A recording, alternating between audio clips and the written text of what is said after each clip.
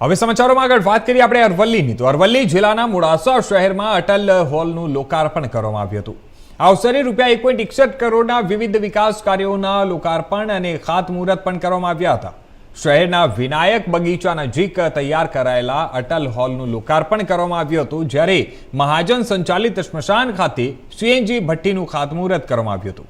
આ કાર્યક્રમમાં સાંસદ શોભનાબેન બારૈયા, ધારાસભ્ય ભીખુસિંહ પરમાર તેમજ નગરપાલિકાના પ્રમુખ નીરજ શેઠ સહિત સ્થાનિક આગેવાનો અને નગરપાલિકાના પદાધિકારીઓ હાજર રહ્યા હતા।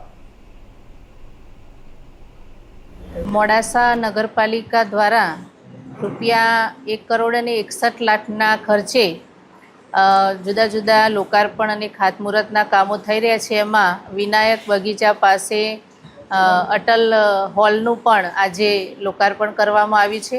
અહીંયા મહાજન દ્વારા સ્મશાન ગૃહમાં પણ સીએનજી ભઠ્ઠી લગાવવા માટે પણ એનું ખાતમુહૂર્ત કરવામાં આવ્યું છે।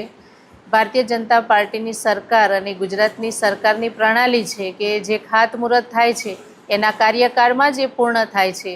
એટલે આ વિકાસના કાર્યો થકી મોડાસા શહેર અને સમગ્ર વિસ્તાર આગળ વધે અને વિકાસ પામે એવી તમામને શુભેચ્છાઓ પાઠવું છું। આ પ્રસંગે ધારાસભ્ય શ્રી, નગરપાલિકાના પ્રમુખ શ્રી અને સીઓ શ્રી તથા તમામ ગ્રામજનોને, તમામ નગરજનોને ખૂબ ખૂબ શુભેચ્છાઓ પાઠવું।